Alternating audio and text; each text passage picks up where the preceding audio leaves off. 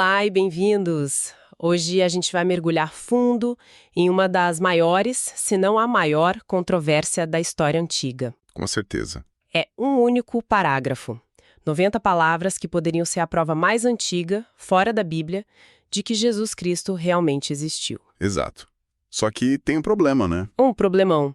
Por séculos, ninguém consegue concordar sobre quem de fato escreveu esse parágrafo. É isso. A gente está falando do famoso Testimonium Flaviano, um trecho que aparece nos escritos de Flávio Joséfo, que era um historiador judeu lá do primeiro século. Certo, e a pergunta que divide o mundo acadêmico é: foi o próprio Joséfo quem escreveu? Ou foi uma fraude, uma inserção feita séculos depois por um escritor cristão? E esse debate, que já é antigo, pegou fogo de novo, né? Pegou fogo. E por causa de um livro recente da Oxford University Press, Josephus and Jesus, de um autor chamado T.C. Schmidt. Ele defende com unhas e dentes que o texto é 100% autêntico. Ok, e é aí que entra a nossa análise de hoje. A gente vai usar como guia uma crítica, eu diria, demolidora desse livro. Demolidora, é um bom termo. Foi publicada no blog do historiador Richard Carrier, e o Carrier não só discorda do Schmidt, ele vai além. Ele acusa o cara de incompetência e até de fraude acadêmica. As palavras dele são bem pesadas. Então, o que a gente vai fazer aqui não é tentar resolver esse mistério de 2000 anos, seria um pouco ambicioso. Só um pouco. Mas a gente vai destrinchar essa briga. Vamos à crítica do Carrier para entender os argumentos dos dois lados, sabe? Olhar as pistas, linguísticas, textuais, como se a gente fosse detetive na cena de um crime. E a acusação central do Carrier é bem séria. Ele basicamente diz que o livro do Schmidt não é pesquisa, é apologética. Defesa da fé. Isso. Defesa da fé disfarçada de academia. E que o Schmidt manipula, omite dados para fazer a tese dele parecer plausível. O Carrier diz que vai provar isso mostrando um padrão no método do Schmidt. Certo. Então vamos começar por onde o Carrier começa. É a parte mais técnica, talvez, mas parece que a mais explosiva também. A estilometria. Exato. Para quem não conhece o termo, é basicamente a análise estatística do estilo de um autor, né? Isso.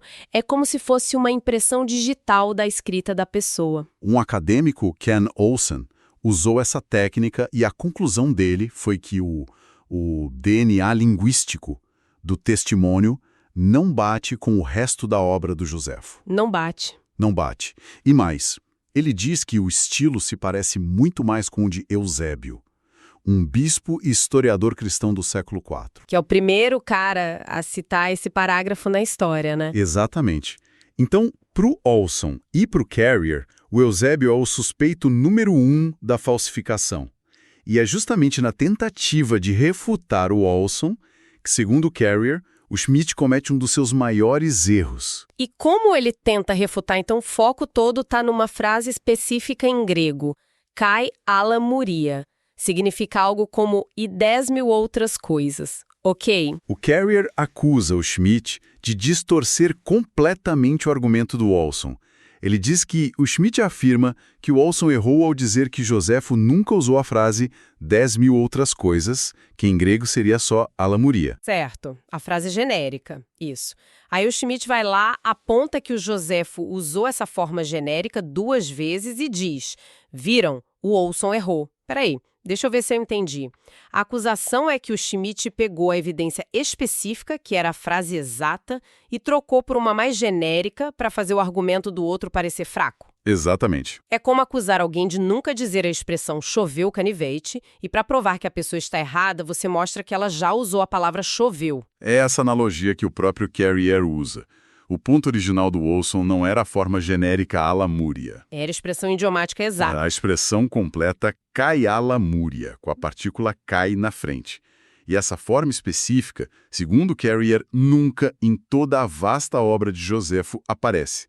As 2 vezes que ele usa algo parecido, a construção é diferente. É alatemúria. E o Eusébio, o nosso suspeito? Ah, aí que tá o pulo do gato. Eusébio usou a frase exata cai alamuria pelo menos 8 vezes nos textos dele. 8 vezes? Para Carey, isso é uma assinatura. É uma prova estatística, tipo, muito forte. A chance do Joséfo usar essa expressão pela primeira e única vez justamente nesse parágrafo seria, ele diz, astronomicamente baixa. Então a acusação é de manipulação de dados mesmo. Sim, que o Schmidt removeu os dados reais, colocou dados falsos no lugar e atacou um espantalho que ele mesmo criou. Ok, essa acusação é pesadíssima, mas tentando ver o outro lado, qual seria a defesa do Schmidt aqui? Ele ignora a diferença entre esse K e o T? Bom, do ponto de vista do Schmidt, essa distinção seria um preciosismo.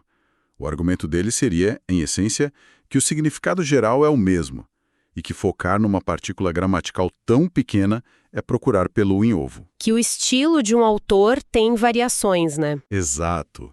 O problema para o Carrier é que na análise estilométrica são justamente essas palavrinhas, as palavras função, os indicadores mais confiáveis de estilo, porque a gente usa de forma inconsciente. Entendi. A briga é sobre o que é uma impressão digital válida. Um foca na estrutura exata, o outro no sentido mais amplo. Isso. Mas a crítica do Carrier vai além.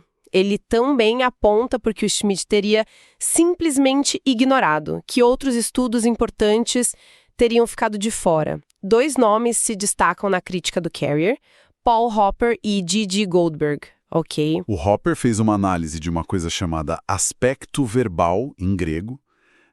Basicamente a forma como o autor descreve o tempo das ações, se elas são contínuas, pontuais. Certo, bem técnico.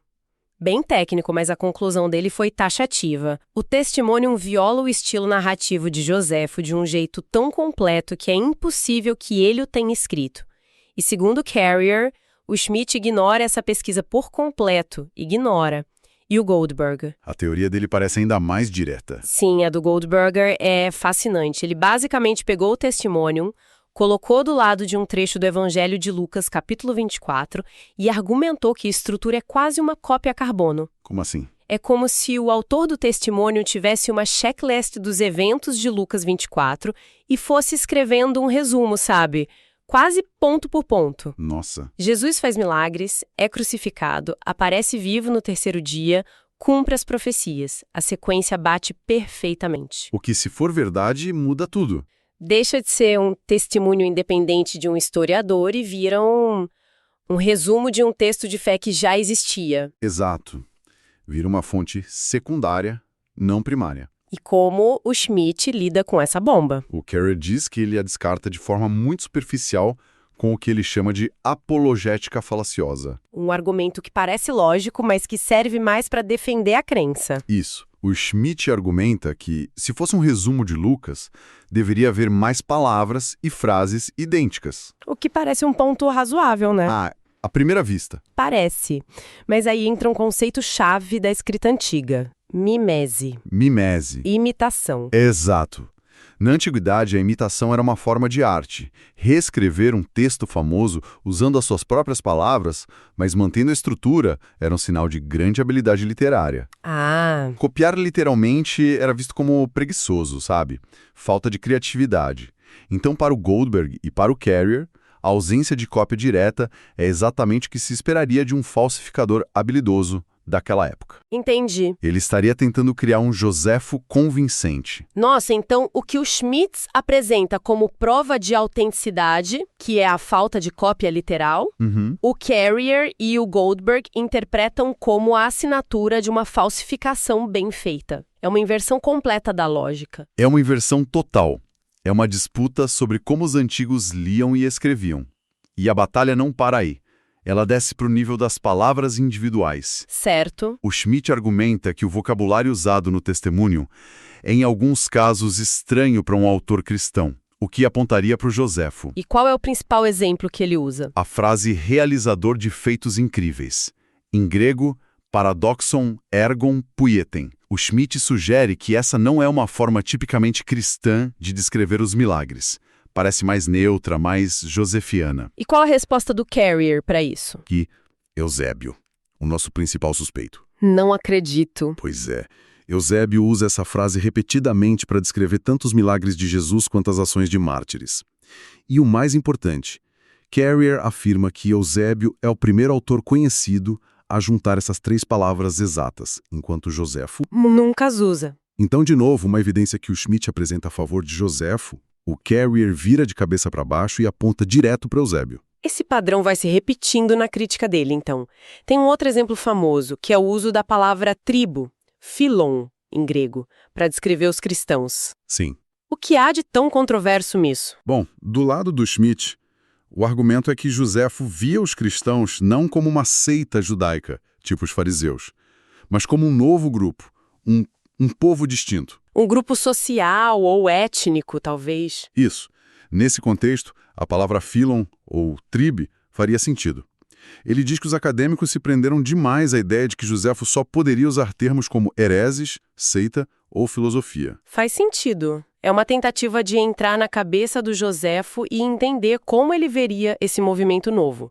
Mas e a contra-análise do Carrier? O Carrier, citando um super especialista em Joséfo, Steve Mason, diz que essa interpretação ignora completamente os hábitos de escrita do Joséfo. Como assim? Em toda a sua obra, o Joséfo é extremamente consistente. Ele usa aireses ou filosofia para grupos de pensamento judaicos e reserva philon para grupos étnicos, como a tribo de Judá. Usar philon para um grupo definido por crença seria uma quebra total no padrão dele. E deixa eu adivinhar, Eusébio gostava de usar a palavra tribo para os cristãos. Bingo! A tribo dos cristãos, to philon ton Christianum, é um idioma distintamente cristão do período do Eusébio e posterior. Não é possível. E, de novo, o próprio Eusébio a usa nos seus escritos.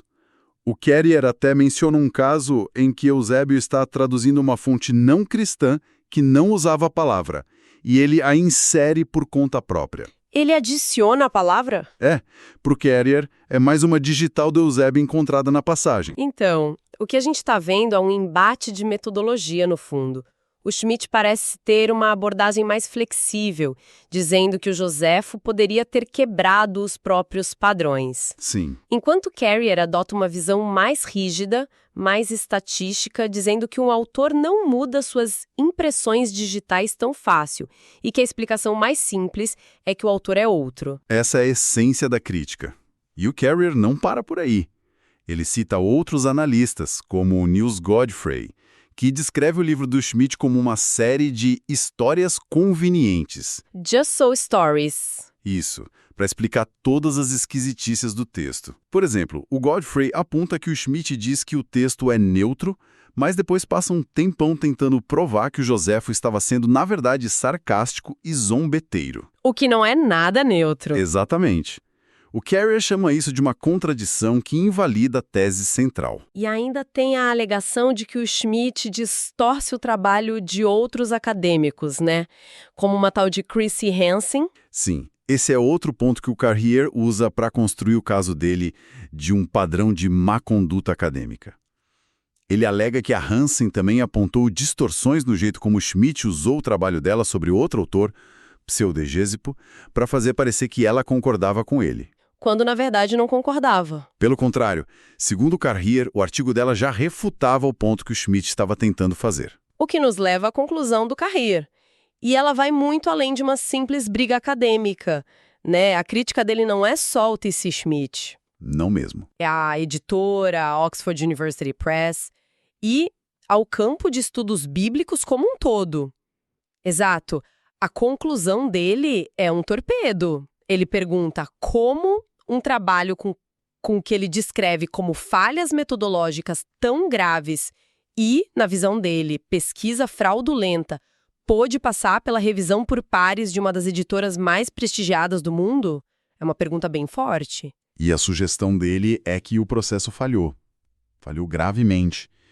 Ele levanta a hipótese de que o campo de estudos bíblicos está, e essas são as palavras dele, ideologicamente capturado por interesses cristãos. Uau! O que levaria a um padrão de rigor muito mais baixo para trabalhos que apoiam narrativas favoráveis ao cristianismo. É uma acusação extremamente séria, coloca em xeque a objetividade de todo um campo de estudo. Sem dúvida.